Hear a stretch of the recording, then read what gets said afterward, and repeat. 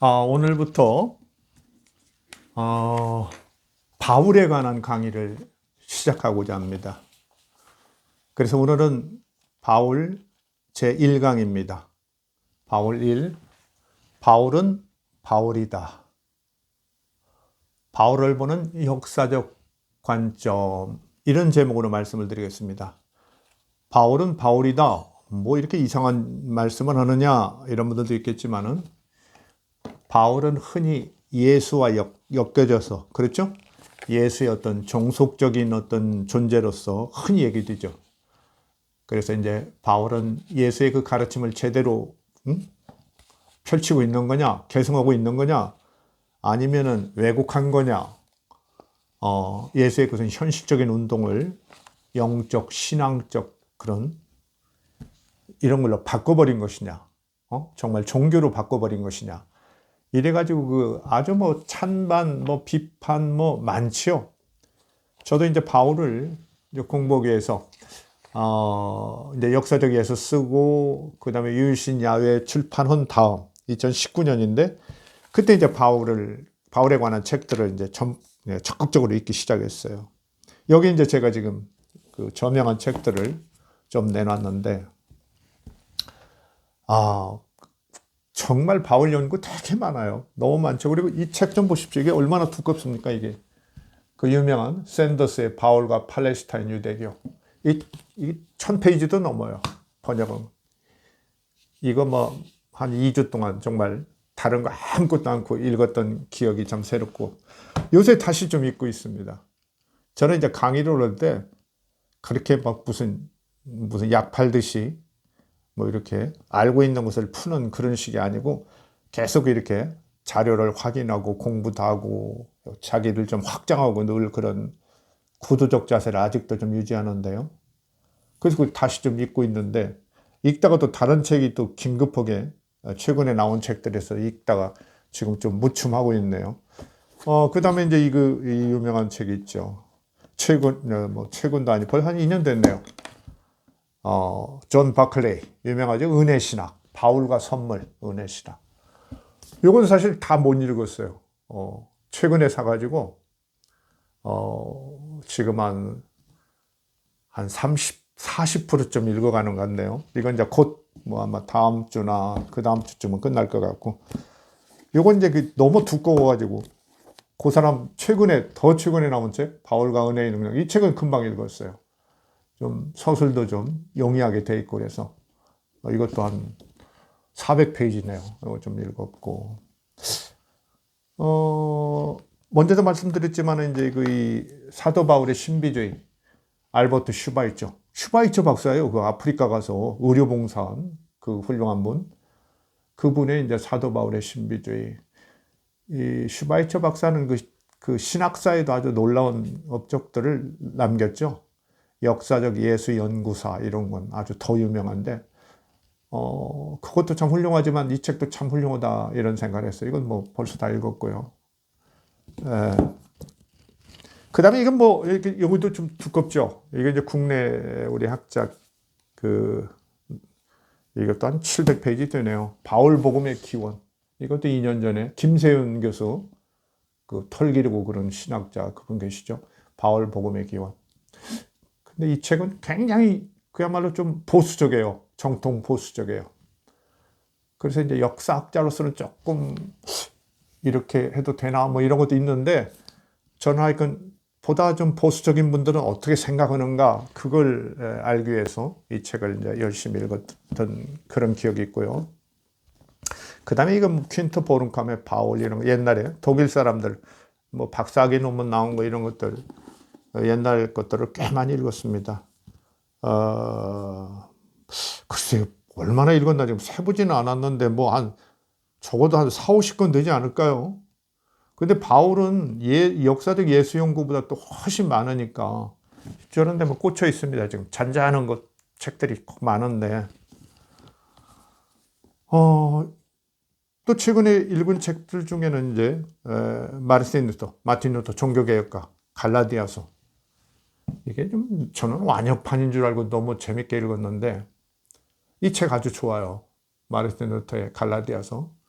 그걸 조금 이제 조금 한 절반쯤 줄여가지고 이렇게 최근에 이렇게 나온 것 같아요. 마르틴 루터 갈라디아서.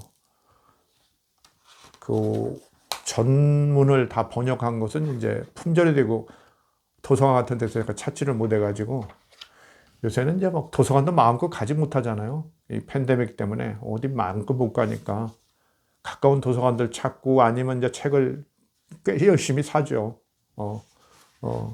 책값이 좀 제법 많이 드는데, 이 책, 여러분이 이제 바울에 관한 세관점이나 이런 거 아시는 분들은 이렇게 이제 전통적인 그런, 오직 믿음, 이런 거 외친 마르틴 루터에 대해서 상당한 어떤 고정관념을 또 갖고 있어요.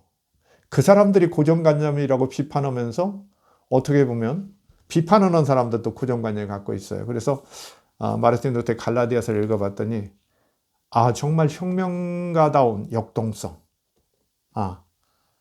바울도 그 혁명의 시대를 사는 거죠. 종교개혁의 그 시대를 사는 거니까. 루터도 그렇게 살면서 루터가 어쩌면 우리가 모르는 어떤 공감, 우리는 도저히 이 책상 위에서 앉아서 연구하는 우리 학자들이 알 수 없는, 느끼기 어려운 그런 것들을 바울과 루터는 공감했겠구나. 이 글들로 저는 좀 상당히 느꼈어요. 상당히 느꼈고요. 그래서 이제 최근에 은혜 신학이랄지 세관점 이런 데서 전통적인 그 견해를 비판할 때 아주 그 역사성이 많이 후퇴하거든요. 자기들은 이제 역사적인 방법론도 세관점에서는 이제 샌더스 같은 사람은 적극 도입한 것이고, 그 다음에 이제 버클레이 같은 사람은 이제 인류학이랄지 이런 연구를 받아들이는데, 그럼에도 불구하고 그 현실의 역동성, 역사성을 제대로 느끼고 있느냐, 이런 데서는 저는 약간 좀 고개를 갸웃했습니다. 여기는 작은 책인데, 이건 국내 문동환 목사님, 문익환 목사님의 동생이시기도 하고 그러죠. 정치도 하셨고, 원래는 신학 자체를 전공한 분은 아닌 걸로 알고 있는데요. 기독교 교육학 이런 걸 하신 분이 아는데, 연세가 많아서 쓰셨어요. 예수냐 바울이냐. 그래서 이렇게 현실 정치에 이렇게 참여해보고 사회변혁운동 같은 것을 열심히 하신 분은 어떻게 바울을 이해하냐, 이런 관점에서 읽어봤어요. 글쎄, 다 동감할 수는 없는데, 이렇게 보는 관점, 그 다음에 어떤 현실 경험하신 분, 이렇게 역사를 열심히 살아가는 분들이 느끼는 바울 이해, 이런 건 나름의 상당한 좀 도움을 많이 받았습니다. 이외에도 여기서 어떻게 중요한 책은 이제 되게 가져왔네요. 제가 보고 이건 좀 괜찮다. 잔잔한 책들이 많죠.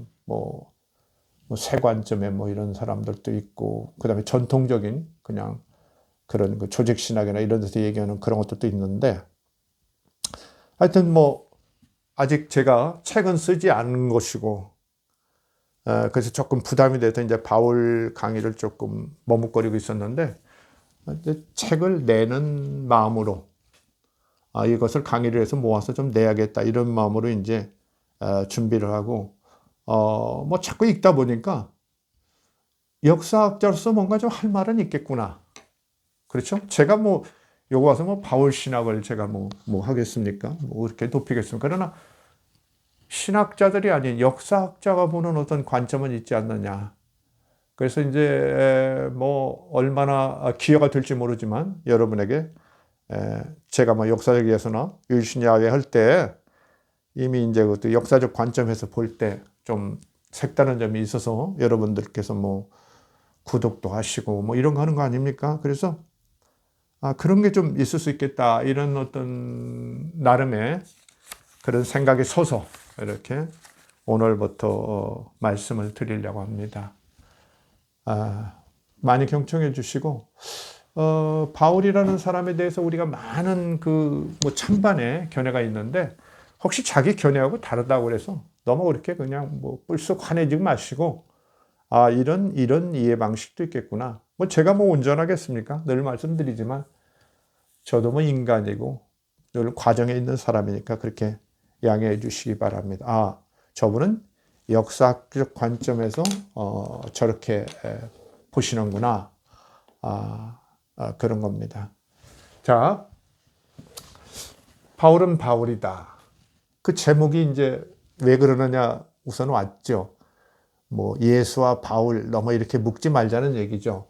예수와 바울이 긴밀하게 연결된 건 맞지만 우리는 바울을 바울로 한번 봐주자 이거예요. 알겠죠?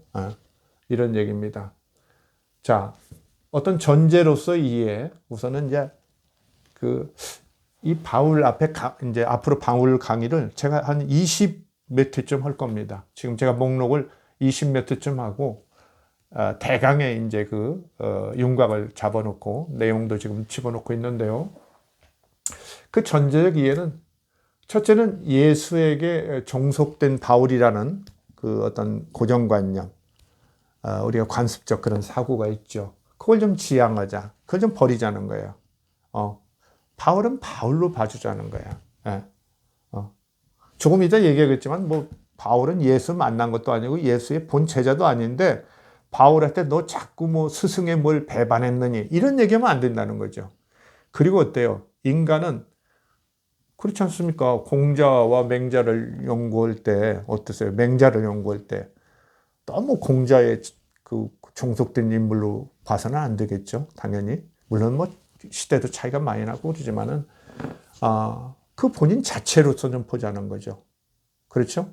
제가 뭐 역사적 예수 연구 온다고 해서 예수와 나를 꼭 묶어서 보아서도 안 되고 볼 수도 없는 거죠. 그렇죠? 참작은 하지만 21세기에 이제 김기훈 교수는 한국의 어떤 기독교 상황, 세계적인 기독교의 어떤 사양화 이런 것 속에서 뭔가 새로운 길을 모색하는 사람으로서 역사학자고 또 저의 뭐 출신이나 이런 것도 따져야겠죠. 어떤 배경에서. 그래서 어떤 현실적 요구에서 저런 역사적 예술을 연구하고 저런 강의를 하는가 이렇게 따져야 하는 것처럼 아무리 이제 바울이 예수와 바로 거의 동시대에 있었지만은 이렇게 독자적 존재로서 주체적 존재로서의 바울을 우리가 좀 주목해야겠다. 이거 좀 아주 중요합니다. 사실 예수님도 그렇게 원하지 않을 거예요. 예수님의 그 인격을 보면은, 역사적 예수의 인격을 보면은 너무 바울을 자기한테 종속시키고 그러는 거 별로 좋아하지 않을 것 같아요. 그러니까 예수는 예수고 바울은 바울이다. 사실 제가 제목을 처음에 그렇게 썼었어요.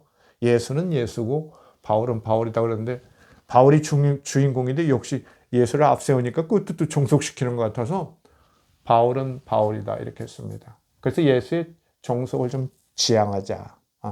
바울 자체를 그 시대, 그 상황에서의 바울 자체를 보자는 겁니다.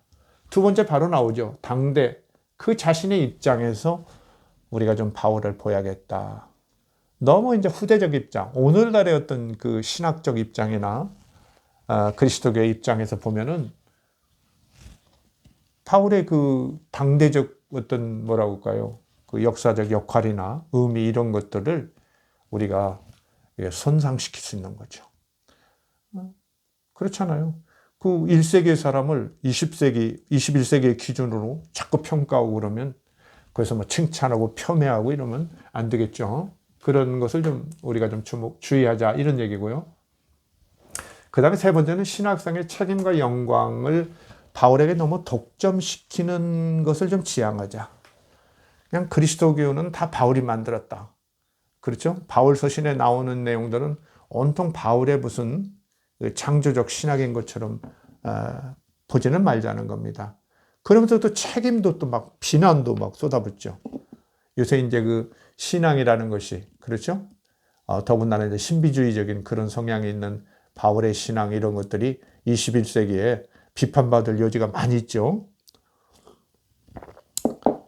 그런 입장에서 자꾸 이제 어떤 그 신학상의 책임이나 이런 그야말로 영광 이런 것을 온통 바울에게 이렇게 주려는 그런 거, 그건 좀 지양하자. 바울이 너무 중요한 역할을 했죠. 그러나 이제 우리가 주의할 것은 예를 들면 이런 겁니다. 딱 하나만 말씀드리면 바울이 회심한 것이 예수님 부활하고 3-4년 후다. 이건 모든 학자들이 다 동의하는 거예요. 거의 모든 학자들이. 그러니까 바울 없이도, 그렇죠? 베드로나 뭐 야고보 같은 사람들이 주도해가지고, 베드로, 요한, 야고보 같은 사람이 주도해가지고 초기 원시 그리스도교가 형성돼 있었던 거예요. 예루살렘을 중심으로 전도도 하고, 그렇죠? 그 사람들이 전도하는 것을 방해하고 핍박하던 사람이 바울 아닙니까? 그러다가 이제 그 부활한 예수를 만나고 회심한 그런 건데요. 그러니까 바울이 뭐 드러나기 전에도 이미 그리스도교는 그 기본적인 예수의 어떤 대속이랄지, 그렇죠? 이런 그 사상 다 있는 거죠. 그리고 예수는 하나님의 아들이고 혹은 하나님일 것이다. 이런 것들도 형성되어 있고, 거칠게 체계화되지는 않았지만 거칠게 이렇게 다소 혼란상을 보이면서도 어쨌든 그 신앙 공동체는 별도로 형성되어 있었다는 거. 그리고 이제 바울이 또 회심한 이후에도 바울이 그렇게 신학상의 어떤 중요한 역할을 곧바로 한 건 아니죠. 바울이 또 이제 그 안에서 이제 인정을 받고 이렇게 성숙하면서 우리가 잘 아는 이제 안디옥 사건 그런 거 이후에 사실 바울 서신들이 나오는데, 안디옥 사건은 아마 AD 한 49년, 48년, 49년 이때고, 그 뒤로 이제 바울 서신 7개들이 나오는 거죠. 데살로니가 전서로부터 시작해서, 그렇죠? 7개가 한 몇 년 사이에 나와요. 그 50년대. 한 49년에서 50년, 56년, 7년 이 사이에 우리가 이제 신약 성경에 있는 이제 바울 서신을 이제 칭하는 책들이 열 몇 권 있죠. 그런데 진짜 책, 진짜 바울의 편지는 이제 7권이라는 것이 이제 학계의 정설이죠.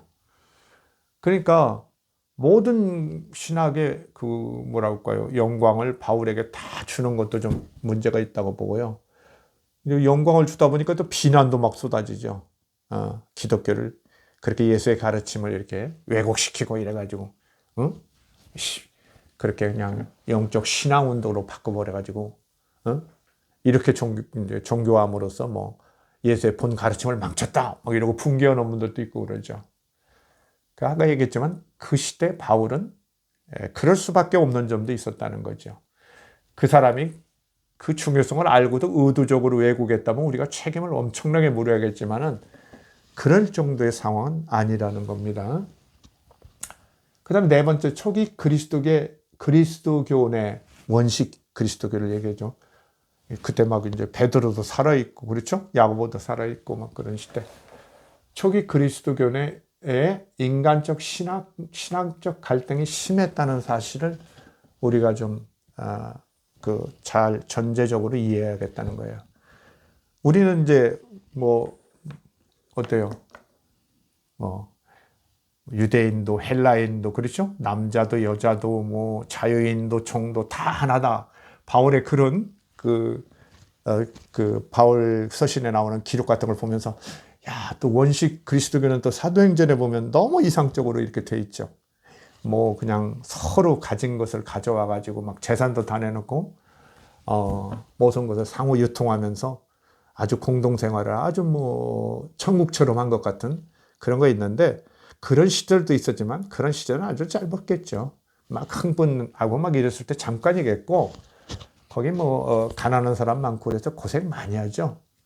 그래서 이제 예루살렘 공동체에서는 이제 바울한테 좀 연보 좀 해서 달라고 하고, 바울이 그것 때문에 또 힘쓰고 그런 것도 우리가 아는데, 어쨌든 초기 그리스도교는요, 어떤 지도체제 이런 것들도 그렇게 물론 있지만 확실하지 않고, 그 이제 베드로랄지 야고보가 뭐 신학적으로 어떤 뭐 대단한 그런 입장에 있는 것도 아니고, 경제에 있는 것도 아니고, 수준에 있는 것도 아니죠. 갈릴리의 그 농부랄지 어부들 뭐 이런 사람들의 수준이니까 얼마나 뭐 대단하겠어요. 그 지성이라는 게. 그렇죠? 그러니까 그냥 뭐 여러 가지 충돌하는데, 역시 예수의 가르침에 대한 기억, 예수의 말씀, 이런 것들 중심으로 이제 공동체가 운영되는데, 각자 생각은 다른 거죠. 각자 생각은 다른. 그리고 그 안에도 뭐 약간의 인맥도 형성되고요. 근데 이제 바울이 뛰어들었는데, 이제 바울은 이미 말씀드렸지만, 그렇죠? 예수의 본제자도 아니고, 일종의 막 편입생 같은 사람이거든요. 그 뭐 시골에 그렇잖아요. 요새 시골에도 그렇고, 이렇게 이사 오면 어때요? 텃세가 심하죠? 그 텃세를 받는 거죠. 힘들었어요. 그래서 결국 바울은 어때요? 일반 유대인이 바울을 죽게 한 게 아니라니까요. 일반 유대인도 바울을 문제 삼았지만 이 그리스도교 공동체 내에 있는 아마도 바리새인에서 이렇게 일종의 회심을 하고 이런 사람들, 유대계 그리스도인들을 중심으로 아주 바울을 압박했어요. 바울이 이제 율법을 상대하고 뭐 율법 지켜도 좋고 안 지켜도 좋다 이렇게까지 나가니까 그 윤리적 율법은 이제 지켜야 한다고 보았지만 그 관습적이고 이런 것들은 무시하잖아요. 그러니까 아주 그 엄청나게 견해 차이가 큰 거죠. 큰 거예요. 그러니까 갈등이 심하죠. 그런데 어때요? 또 이제 우리가 바울 서신 읽으면 가끔 그런 얘기가 많이 나와요. 베드로를 칭찬하는 척하면서 갈구는 그런 게 있죠. 내가 유명하다는 대사도들보다 못하는 것이 하나도 없다. 막 이런 구절도 나오죠. 그렇죠? 내가 말은 못하고 용문은 좀 부족하지만 내가 아는 것, 지식 이런 것은 그들에게 튀질 이유가 전혀 없다. 공부를 제법 제대로 했거든요. 그 타르소스라고 다소에서 태어난 디아스포라죠. 그 지역이 아주 철학이 굉장히 발달한 제2의 아테네라고 하던데요. 무역이 발달해가지고 굉장히 그 상업이 융성하고 그러니까 철학자 아주 유명한 철학자가 나오고 그런 아주 철학이 융성한 도시였어요. 그러니까 뭐 바울이 뭐 철학을 적극적으로 이런 그 헬라 철학을 적극적으로 했다는 근거는 없지만 어때요? 수사학 같은 건 또 열심히 했으니까 이렇게 웅변술 이런 거죠. 남을 설득하는 거 이런 건 제법 배워가지고 편지를 보면 아주 그냥 글 잘 쓰죠. 예, 아주 뭐 상대방 설득하는 게 아주 뛰어나죠. 하여간 초기 그리스도교 내에는 인간적 신학적 갈등이 심했다. 그러니까 바울 같은 사람이 와서 뭐 이렇게 예수님 만났다고 그러고 저도 이제 사명을 받았다고 하는데 어때요? 야고보나 베드로가 어때요? 그때는 아니 그리스도교인이라는 것이 다 합쳐야 그리스도인이라는 게 다 합쳐야 몇백 명 되는 시절인데 아니 예수 믿겠다고 환상을 막 보고 이렇게 사명을 받았다고 왔는데 내치겠어요? 그렇죠? 먼저도 말씀드린 것 같지만 어때요? 예수님이 나를 반대하지 않는 자는 나를 지지하는 자이다. 이런 얘기가 나오는 때예요. 그렇죠? 반대만 안 해줘도 너무 고마운 거예요. 유대교인인데 들어주고. 그렇죠? 들어주고 반대만 안 하면 아주 고마운 거예요. 그러니까 이제 받아들이죠. 근데 받아들였는데 어때요? 이 친구가 밖에서 뒤늦게 왔는데 너무 똑똑하고 공부 잘하고 대부분의 지도부나 뭐 그 성원들은 다 무식한데 이 친구가 막 발언이 세지죠. 그러니까 안디옥 사건 같은 데 보면은 막 베드로를 혼내고 그래요. 어떻게 하겠어요? 놀리는 딸리니까. 혼날 수밖에 없고. 얼마나 기분 나쁘겠어요. 그렇죠. 갈등이 심해요. 그리고 이제, 그렇지 못해요. 또, 베드로나 야고보 같은 사람은 어때요? 아니, 바울 저자가 말이지, 똑똑하긴 하지만 네가 예수님을 봤냐? 우리는 뭐, 야고보 같은 사람은 내가 그래도 30년 가까이 같이 형님하고 살았고 뭐 이러는 거죠. 베드로는 어때요? 내가 그래도 한 3년간 같이 공생애를 같이 고난을 겪고 그분에 대한 기억도 있고 이러는데 뭐 추억이 있고 뭐 행적이 있는데 아무것도 모르는 자가 와가지고 저렇게 선생질을 나온다 뭐 이런 게 있는 거죠. 갈등이 심해요. 이 내부적 갈등이 아주 심하다는 얘기를 제가 하는 거예요. 아시겠죠? 우리는 자꾸 밖에 유대교와의 갈등만을 생각하는데 유대교의 갈등은 그때 그렇게 오히려 뭐 드러나지 않는데 뭐 있지만은 기본적으로 있지만은 오히려 내부적으로도 같은 편이라고 하지만 이렇게 분파별로 내부적으로 갈등이 심했다. 결국은 이제 바울을 계속 괴롭히는 것은 그리스도인 안에 있는 초기 그리스도교 안에 있는 유대계 그리스도인이었다. 그렇게 반발해요. 율법도 지키고 예수 그리스도도 믿어야 그런 주장이죠. 그 사람은. 근데 바울은 어때요? 율법은 그냥 유대인 지키면 되고 도덕적인 것은 이제 이방인들도 지켜야지만 유대인의 관습, 할례 뭐 이런 거죠. 음식, 정결, 그다음에 안식일 이런 절기 이런 건 굳이 지키지 않아도 좋다. 그건 그냥 하나의 관습이다. 뭐 이러고 나오는 거예요. 그런데 우리가 어때요? 열심히 믿던 것을 건드리면 어때요? 그렇죠? 굉장히 화나죠. 어떻게 저 같은 사람이 지금 모태신앙이고 뭐 응? 어머니 아버지가 뭐 시골의 교회를 참 처음 수심 일제 시대에 뭐 개척하고 이런 분이고 그런데 우리 형제들 다 신앙하고 그러는데 아니 동생이 학자인 건 아니지만 이제 오늘날 자꾸 역사적 예수다 그러면서 그렇죠? 야훼신은 관념적 존재다 이러고 보니까 뭐 우리 형님이나 뭐 조카들 중에 좀 보수적 신앙 가진 사람들은 깜짝 놀라죠.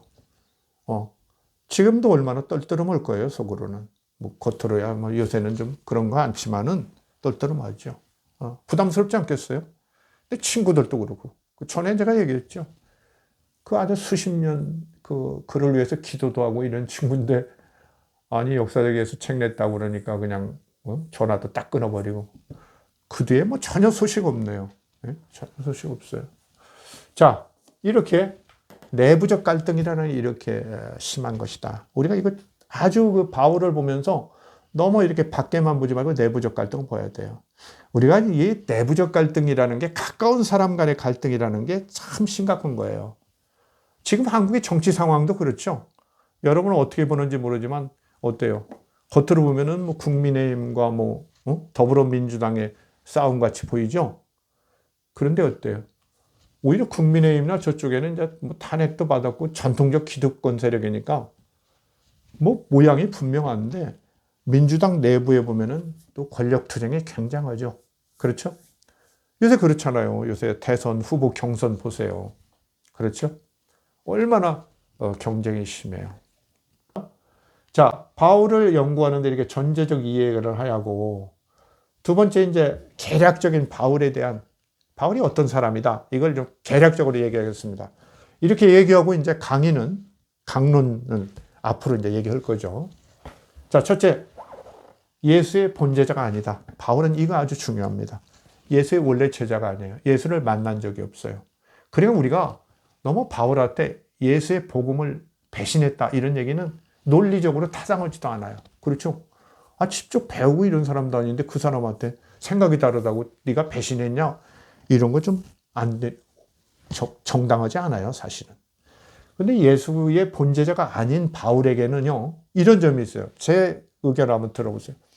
바울은 예수의 직접 제자가 아니라서 그게 약점이지만 그게 강점이기도 해요.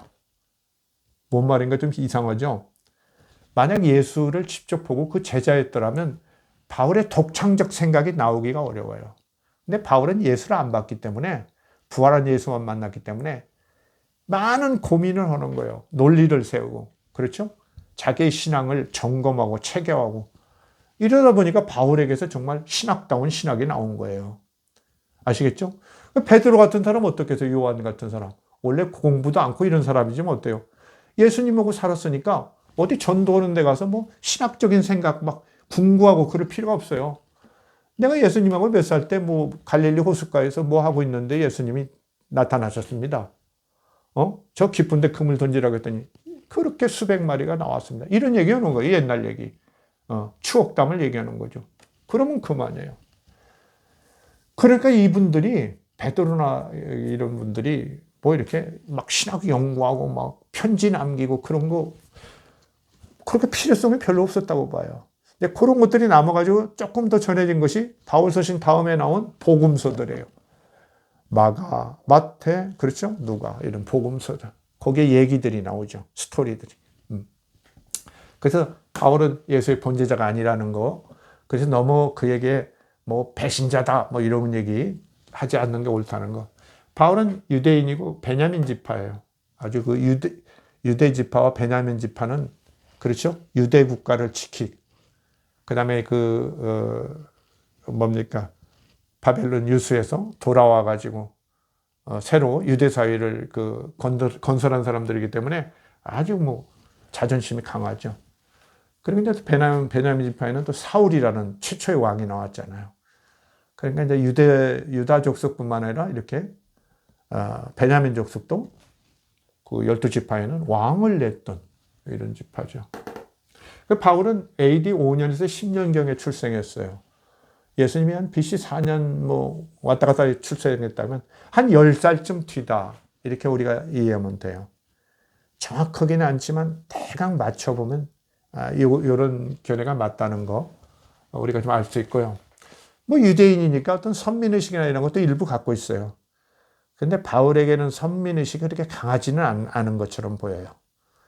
그러니까 편지에는 상대방을 설득하려고 이렇게 이런 것을 드러내 있지만 사실 본인은 뭐 그렇게 그런 것을 현실적으로 그렇게 느끼지는 않았다고 보는 편이 저는 옳을 것 같아요. 세 번째는 디아스포라다. 유대인이 해외에 사는 사람들을 디아스포라고 하죠. 교민이죠. 유대인 해외 교민들. 타르수스라고 지금은 터키 땅이에요. 성경에는 다소라고 나오죠. 다소. 타르수스에서 태어났어요. 이렇게 좀 중소상인의 집안에서 태어났을 것이다. 되게 이렇게 얘기하죠. 근데 아까 얘기했지만 이 타르수스는 아주 무역이 발달하고 철학이 발달한 도시예요. 그리고 이제 그 바울은 보면은 뭐니 해도 헬라적 수사학을 했어요. 공부를 어려서 했어요. 그러니까 이렇게 멋진 편지를 써서 신학의 기초를 세우는 거예요. 알겠죠? 아니 갈릴리에서 맨날 놀다가 물고기나 잡던 그 베드로나 뭐 요한 뭐 이런 사람들, 야고보 이런 사람들이 신학의 기초를 세우겠어요. 그렇죠? 일상적 언어나 이런 것만 사용하고 그러는데, 그리고 어쩌면 그런 사람들은 문맹이었을 가능성도 있어요. 문맹이었어요. 글자를 몰랐을 가능성도. 그 바울이 이게 참 소중한 사람이에요. 여러분 중에 혹시 바울 미워하던 사람이 있었으면 조금 푸시기 바랍니다. 그 다음에 바리새인이라는 거 잘 알고 있죠. 바리새인들은 어때요? 율법을 중시하고 모세 오경 토라뿐만 아니라 구전 율법도 있다고 생각하는 사람들이에요. 그래서 그 모세 오경에 구전 율법이 있고 그래서 그 현실 적용을 위해서 이렇게 율법은 늘 연구되어야 한다. 이렇게 생각하는 사람들이죠. 그 다음에 영혼의 불멸을 믿어요. 받아들였죠. 외부에서. 그 다음에 부활을 믿습니다. 그게 이 사람이 부활신앙을 갖게 되는 거예요. 아시겠죠? 부활을 믿어요. 사도계파 같은 데는 부활 안 믿어요. 오직 모세오경, 토라만 얘기하죠. 그렇게 현실을 이렇게 반영할 줄 아는 바리새인에 속했다는 것이 바울이 이렇게 예수 그리스도 복음을 받아들일 수 있는 배경이고 그것을 적용하는데 이렇게 탐구할 수 있는 배경의 하나이기도 하죠. 그 다음에 말할 것이 바울은 메시아 대망론자이고 종말론자예요. 세상의 끝이 왔다. 하나님 나라가 곧 이루어진다. 막 이렇게 생각하는 사람. 그러면서 그 직전에 메시아가 올 것이다. 이렇게 아주 대망한 사람이에요. 그런데 어때요? 나사렛에서 그냥 쭈글쭈글한 허름한 예수라는 친구가 나타나서 자기가 메시아라고 했다고 이렇게 막 전해오는 거죠. 그 이제 죽은 다음 얘기일 거예요. 살아서는 그렇게 관심이 있었는지 그건 모르겠는데 거의 없었던 것 같아요. 근데 죽고 나서 처형된 후에 그렇게 제자들이 막 예수가 부활했다는 동 어떠 보니까 그 사람들을 막 핍박하고 그러죠. 그런 메시아가 어딨냐? 저주를 받아서 십자가에 매달리는, 그렇죠? 신명기에 나오죠. 나무에 걸린 자는 하나님께 저주받은 자다. 막 이렇게 나오니까 이렇게 하나님 율법에 의해서 저주를 받고 십자가 처형을 받은 자가 무슨 메시아란 말이냐. 말도 아니라는 거죠. 왜 그러냐면은 구약 성경에는 전통적으로 아주 하나님께서 사랑하시는 다윗 자손에서 나오는 영광된 왕의 모습이에요. 아주 훌륭한 왕, 능력이 출중하고 모든 걸 갖춘 왕, 이상적인 왕이죠. 그걸 기대했는데 그냥 엉뚱한 시골 사람이 나타나서 그렇게 했는데 그 제자들이라는 사람들이 부활했다고 하면서 막 난리를 피우니까 바울이 씩씩거리죠. 어쨌든 메시아 대망을 갖고 종말론자였다는 거. 그러니까 유대교 안에서도 그렇게 종말론자가 아닌 사람 그런 게 있는 거죠. 당연히. 뭐 사도계파 같은 사람은 그러겠죠. 근데 이제 그 종말론자예요. 그러니까 이제 예수의 그 사건에, 십자가 사건, 부활 사건에 관심을 갖게 되는 거죠. 그 다음에 바울은 이제 신비주의자라는 거 우리가. 신비주의라는 게 뭐냐. 먼저도 언뜻 얘기했지만 신과 뭐 하나 되거나 이런 거예요. 연합하거나 이런 것을 추구하는 거예요. 그런 사람들 있죠.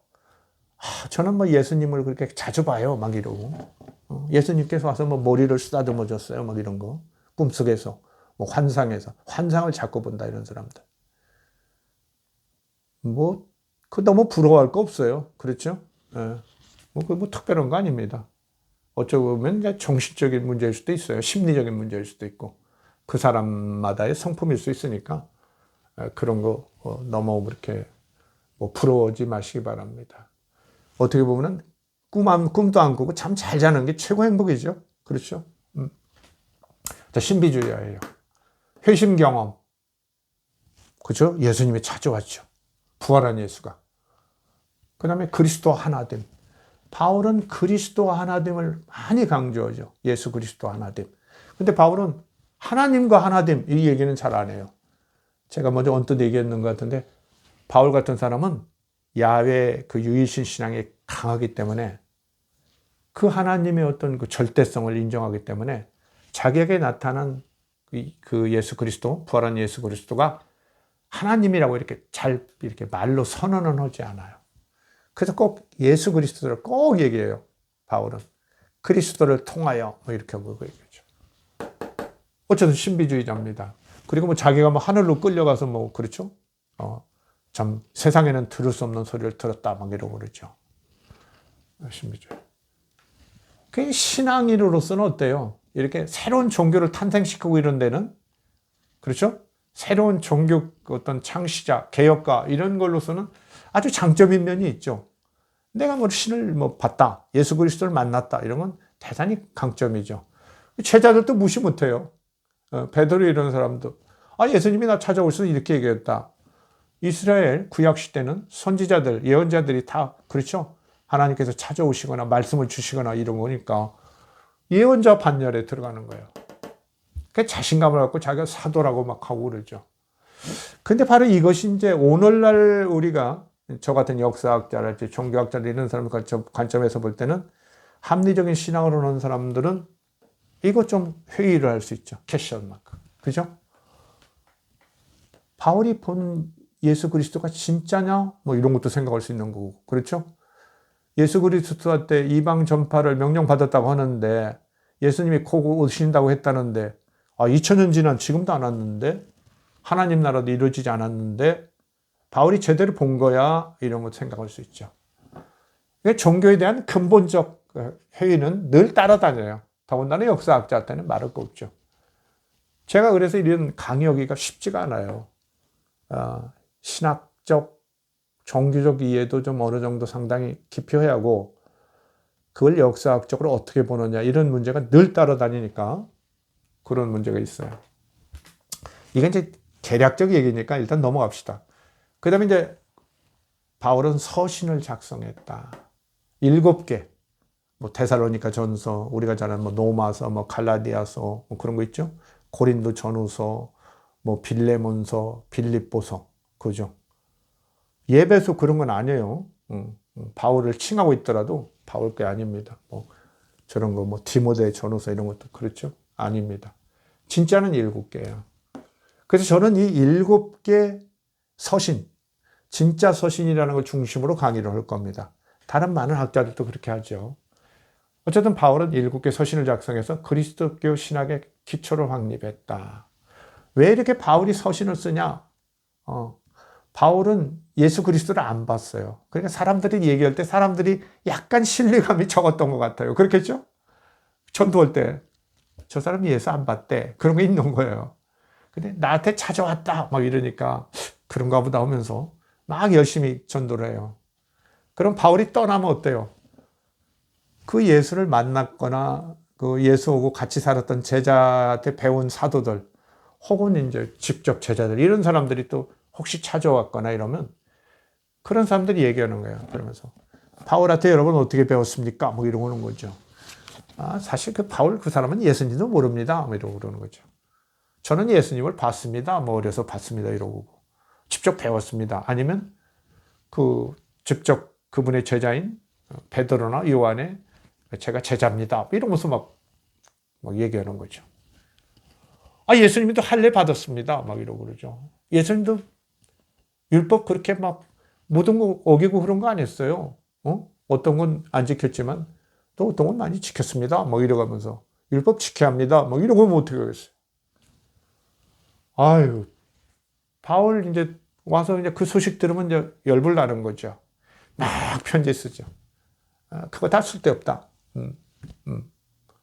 율법으로 구원 못 얻는다.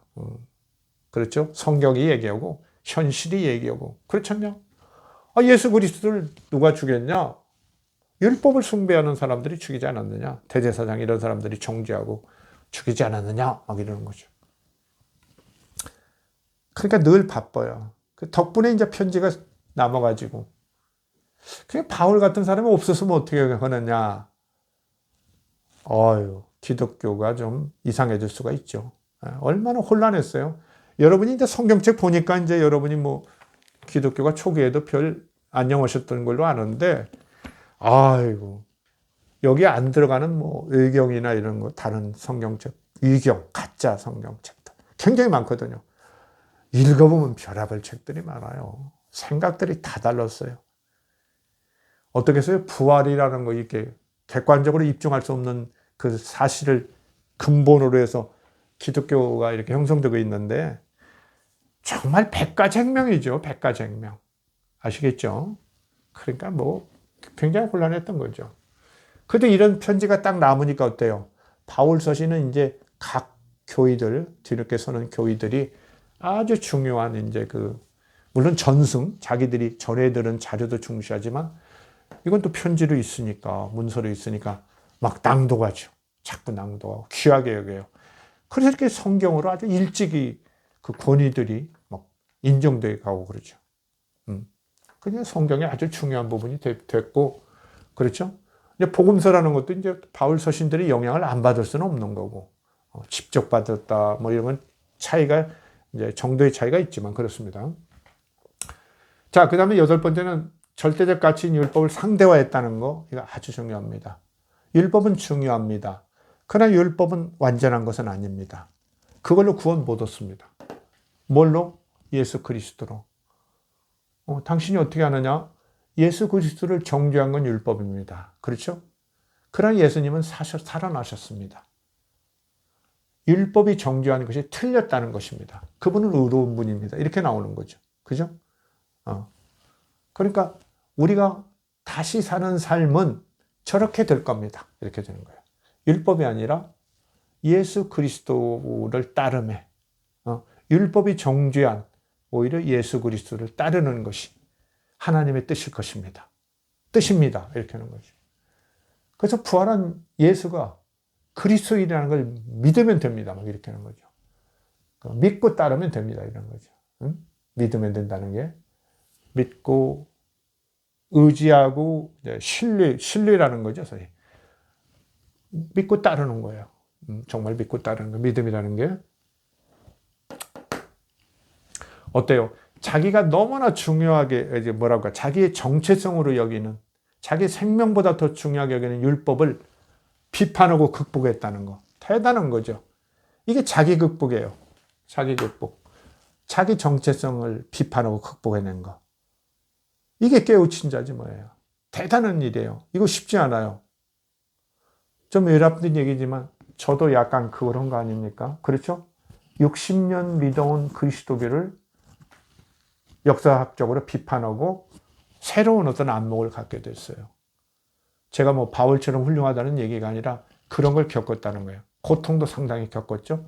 지금도 겪고 있죠. 가족이나 친구 간에도 상당히 겪고 있어요. 뭐 댓글 같은 데도 막 욕지거리하고 그러시는 분들이 가끔 있죠. 요새는 뭐 좀 덜 하시네요. 그밖에. 그래서 바울을 그렇게 우리가 뭐 배신자니 어쩌냐 이렇게 간단하게 볼 사람이 아니에요.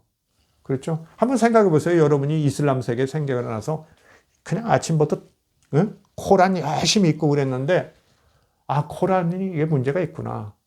이걸로는 안 되겠구나. 비판적으로 생각하고 다른 생각을 갖게 됐다면 어떻게 되겠어요? 대단한 거죠. 그거 놀라운 거죠. 예수님이 바로 그런 사람이에요. 예수는 이제 어떻게 보면 좀 자연스럽게 그런 경제에 이른 사람이고요. 바울은 자기의 식견과 이런 또 특별한 신비적 경험, 이런 것들을 통해서 이제 도달한 거죠. 예수님이 급이 높아요, 사실은. 그건 인정해야 합니다. 바울도 예수한테 도전하지는 않아요. 절대 예수님 깍듯이 모시죠.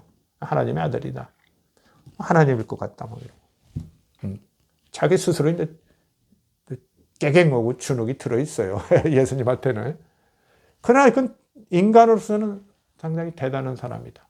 쉽지 않은 일을 했다. 이런 겁니다. 그렇죠. 그 다음에 9번째, 열정적, 헌신적인 사람의 신앙이네요. 그냥 대충 그냥 믿습니다. 아멘 하는 게 아니라, 어때요? 그래? 갈릴리의 그 형편없는 예언자를, 그리스도라고? 말이 돼? 메시아라고? 말이 돼? 그 말하는 사람들을 가서 막, 그렇죠? 핍박하고 막, 잡으러 다니고, 억압하고. 그런 사람이에요. 그 다음에 또 예수 믿고는 어때요? 자기 일생을 바쳐서 막, 두드려 맞고, 그냥, 자비량 해가지고, 이러면서 막 전도하잖아요. 자기를 헌신한 사람이에요. 이런 헌신적인 사람에 대해서 우리가 좀 가볍게 얘기하는 것은 조금 인간의 도리가 아니다. 이런 생각을 많이 하죠. 그 다음에는 지병이 있는 조금 환자예요. 뭔가 아파요, 이 사람이. 그 서신에도 나오죠. 어딘가 제가 메모도 해놨는데, 다 해놨는데. 자기가 이렇게 전도하고 그러다 이제 병을 얻었다고 그래요. 이렇게 하고. 그 다음에 외모 컴플렉스가 있어요. 제가 생긴 것이 좀 못생겼습니다. 그런 얘기합니다. 근데 여러분이 저를 환영해 주셔도 너무 감사합니다. 이 헬라 세계라는 것이 멋진 몸 갖고 스포츠하고 막 단련되는 거, 이런 거 아주 그냥 칭송하거든요. 특히 남자는, 그렇죠? 적당한 근육도 발산하고 있고. 할례 같은 거 하면 안 돼요. 그죠? 헬라 세계에는. 그 다음에 언어, 말이 현찮다는 거예요. 그래서 이렇게 편지를 쓴다, 이런 얘기도 하죠. 그래서 이렇게 말이 현찮고 외모가 현찮으니까 잘 안 받아들이는데, 여러분들이 나를 과거에 이렇게 형제처럼 받아들여줬다. 너무 고맙다. 막 이런 내용이 나오죠. 그 외모 컴플렉스가 있어요. 언어 고서도 약간 이상하고. 그래서 저는 바울이 뭘로 아팠을까? 이런 생각을 최근에 하고, 나름의 생각은 이렇게 정리돼요. 바울이 뭘로 아팠을까? 전통적으로 어때요? 간질이 있었을 것이다. 이런 얘기 많이 해요. 그죠? 간질. 옛날 천재들이 간질 있는 사람들이 꽤 많았어요. 그게 뇌과학적으로도 약간 그게 약간이 아니라 상당히 설명이 되고 그런 면이 있어요. 그 다음에는 안질, 눈이 나쁠 것이다. 바울 편지 중에는 그러거든요. 여러분은 나를 사랑해서 눈까지 빼주실 지경입니다. 뭐 이런 게 나오거든요. 그래서 그랬던 것 같아요. 근데 그건 뭐 확실하지 않고, 제가 볼 때는 이 사람이 초기부터, 또 하나 있어요. 말라리아, 만성 말라리아라는 견해가 있어요. 바울이. 왜냐하면 타르소스 지역이 말라리아 병이 많았다고 그래요. 그래서 이게 말라리아에 대한 치료를 못하니까 거의 만성화돼가지고, 그런 사람들은 가끔 체력이 딸리고 그러면 이렇게 쓰러지고 간질 환자처럼 막 그러고 힘들었다고 그래요. 그래서 독일의 학자 어떤 책에서 제가 봤어요. 그것도 상당히 설득력 있다고 생각하는데, 제가 최근에 보니까 나중에 좀 말씀드릴 기회가 있을 것 같아요. 이렇게 보면은 자기가 이렇게 회심한 다음에 오히려 이렇게 제가 볼 때는 이제 몸도 약하고 아무 데서나 자고, 그렇죠. 그러니까 나이 먹으면서 제가 볼 때는 뇌경색, 약간 뇌출혈 같은 경우가 아닌가, 그런 생각이 퍼뜩 들었어요. 속칭, 통칭, 중풍. 약간 중풍기가 있어요. 아마 입도 좀 삐뚤어지거나 뭐 이러면서, 그렇죠. 중풍 걸리면 그렇잖아요. 언어 구사가 어렵고 외모도 찌그러지고, 그렇죠. 말 잘 못하죠. 그게 잘 낫겠어요? 기도 막 3번 아주 그냥 목숨 걸고 3번 기도했다고 그러죠. 안 돼요. 그때 그냥 하나님은 병을 안 고쳐주시는 분이로구나, 이렇게 알 수도 있었는데, 워낙 이 사람은 믿음이 좋은 사람이니까 어때요? 이건 하나님의 뜻이 이게 아니구나, 이렇게 해서 그러죠. 성경에 나오죠. 그래서 내 은혜가 너한테 족하다, 이런 대답을 얻었다고 그래요. 말로 들었는지 자기 납득인지 그건 제가 모르겠습니다. 그 다음에는 성실하고 아주 비타협적인 사람이에요. 이게 이제 문제인 거예요. 아주 깔끔없죠. 그러면 구도적, 지행합일적, 자유추구형. 어떤 사람은 이걸 굉장히 멋지고 이상적으로 볼 수 있어요. 그죠? 근데 같이 생활하면 굉장히 불편한 사람이에요. 그러니까 베드로나 바나바나 야고보 이런 사람들이 불편했던 거예요. 그래서 바나바라는 사람이 바울을 이렇게 소개하고 같이 전도도 다니고 그랬는데 나중에 찢어져요. 그렇죠? 갈라지죠? 안디옥 사건이 왜 갈라져요? 너무 빽빽한 거예요. 그래서 제가 놀란 건 이제 그 바울 연구원 그런 책들을 보다가 놀란 것 중에 하나는 아주 그냥 세계적으로 유명한 종교사학자는 옛날 분들, 19세기, 20세기 이런 분들이, 신학자들 이런 분들이 바울에 대해서 굉장히 이런 비판적, 안디옥 사건 이런 데서 바울의 행위를 굉장히 비판적으로 보는 사람들도 많더라고요. 그 깜짝 놀랐어요. 저는 어려서부터 장로교에서 자라가지고 바울이 거기서 베드로 혼내주는 게 좀 통쾌하기도 하고 아니 저렇게 그 이중적 행태를 하면 되나? 어? 이방인들하고 막 그냥 아무렇게나 먹다가 유대인들 오니까 입 딱 씻고 안 먹은 척하고 또 율법 지키고 이거 좀 이상하지 않나? 이거 나중에 좀 얘기하겠습니다. 그건 그렇게 해석할 여지들이 있어요. 그래서 좀 비판받을 만하다. 뭐 이렇게 생각했는데 저건 옳지 않은 행위다 오히려. 베드로나 야고보의 행위가 바나바의 행위가 옳은 것이다. 이렇게 또 보는 사람들도 꽤 있더라고요. 초면학자들도. 그건 나중에 좀 말씀드릴게요. 어쩌든 이렇게 좀 원칙적이고 딱딱한 사람이다. 지행합의래요. 그냥 말로만 하지 않고 철저히 따르는 거죠. 자유추구형. 이게 우리가 상당히 중요해요. 자유추구형. 이게 자기를 극복하려면 기본적으로 자유추구형이 돼야 돼요. 남에게 매이고 남의 하는 대로 그냥 따르고 예 그게 편하고 그렇죠? 뭐 신문에서 얘기하면 막 그거 보고 그렇죠? 아주 그냥 옛날부터 신문 보시고 하는 나이 드신 분들 그런 분 많죠. 무슨 일부에 나왔어. 자넨 잘 모르고 있구만. 이런 얘기 아직도 많이 하고 있죠. 얘기 안 넣는 게 편해요. 그런 분들하고. 그죠? 내가 몇십 년 봤어. 이 신문을 막 이러면서. 난 매일 봐. 뭐 이러고 자랑하죠. 그건 몇십 년 전에는 하던 일이에요. 그 수험생들이 할 일인데 지금 언론 환경이 이렇게 바뀌고 어때요? 언론이라는 게 뭐예요? 사실을 그대로 반영하는 거예요. 자기들이 하고 싶은 얘기를 주로 많이 하고 사실도 자기들이 다 자기 관점에서 다 윤문해서 지금 막 일종의 선전 매체처럼 변했는데 거기에 빠져가지고 근데 제 나이 먹은 목사님들도 한두 분 통화를 하는데 그 신문 얘기를 하고 그러면서 깜짝 놀랐어요. 저 친구가 거기에서 왕노릇하니까 늙어버렸구나 이런 생각을 했어요. 이렇게 자유를 추구해야 돼요. 이 영혼이 얼마나 중요합니까? 나라는 이런 주체가 얼마나 중요해요. 자유를 추구해야 합니다. 그 자유의 대표적인 사람이 예수예요. 이미 제가 책에서 말했죠. 역사적 예수.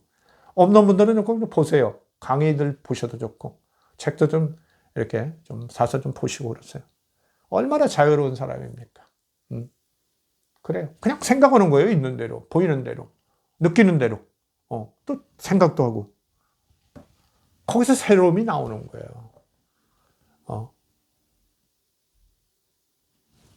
바울도 그렇단 말이에요. 예수님만큼은 아니지만 그냥 바리새인이라고 잔뜩 공부를 하고 그냥 이미 들어온 것이 많아서 어려웠지만 상당히 자기 극복을 한 거예요. 율법이라는 게 그렇게 대단한 게 아니구나. 뭐 유대인이 뭐 대단한 거냐. 하나님한테 일찍 선택받았다는 그런 프리미엄은 있지만 뭐 일반 백성이면 어떠냐. 다른 민족이면 어떠냐. 다 아브라함 이전에 이미 아브라함 때 이미 율법 이전에 축복받았는데 이방인들도 뭐 기본적으로 구원받을 자격이 있는 거지. 막 이러면서. 근데 그것도 성경에 나오니까 따라온 건데 뭐 자유추구형이에요. 율법이 막 철저하게 지배하고 바리새인들이랑은 율법 연구가 일상이고 그걸 제대로 행하나 못하나 그게 일상인데 거기서 어때요? 율법을 넘어 있는 그 지점에 관심을 갖고 해석을 해야 된다는 게 얼마나 자유추구형이에요. 바울이 그렇게 얘기하죠. 나는 율법에서 자유했다. 막 이런 얘기도 하죠. 율법에서 자유했다. 나는 유대인 만나면 율법 지킨다. 이방인 만나면 안 지킨다. 막 이러죠. 뭐야 저거 변덕불이요? 이중적이야? 천만에. 자유로운 거예요. 유대인이 자기가 율법 안 지키면 막 싫어하고 막 그래요. 그것 때문에 그냥 뭐 신경 쓰기 싫다는 거예요. 전도해야 하는데 더군다나. 그렇죠? 저쪽이 율법 잘 지키면 잘 지켜주는 거예요. 그렇죠? 그럼 접근해서 이렇게 해서 전도하는 거예요. 나중에 이제 신앙을 갖게 되면 어떻게 해요? 이렇게 율법 지키려고 너무 엿보지 않아도 된다. 네가 유대인이지만 지키고 싶으면 지키고 안 지켜도 된다. 오직 믿음으로 구원을 얻는다. 뭐 이렇게 가르치는 거예요. 이방인한테는 이방인하고 똑같이 맞춰줘요. 이방인들 밥 먹는데 어때요? 자기가 이거 코셔로 잡았습니까? 뭐 이러고 율법 지켜서 이거 한 겁니까? 뭐 안 먹고 그러면 어때요? 그 이방인이 밥 한 끼 대접하려다 얼마나 힘들겠어요. 그렇죠? 그 목사님들 중에 인기 있는 사람이 누구예요? 아무 집에 나가서 밥 잘 먹는 사람 인기 있어요. 옛날에 시골에서 특히. 그렇죠? 밥상이 형편없고 가난한 집 가면 그러죠? 제가 옛날에 시골에 살 때 잘 알던 목사님이 있는데 그분이 뭐 성경 말씀이나 이런 건 뭐 별거 없는데 그런 걸 너무 잘했어요. 아주 그냥 친밀감이 아주 만점인 분이 있었어요. 아무 집 가면 나 밥 좀 줘! 막 이러고 막 숟가락 갖고 오라고 해서 그냥 거기서 잡숴요.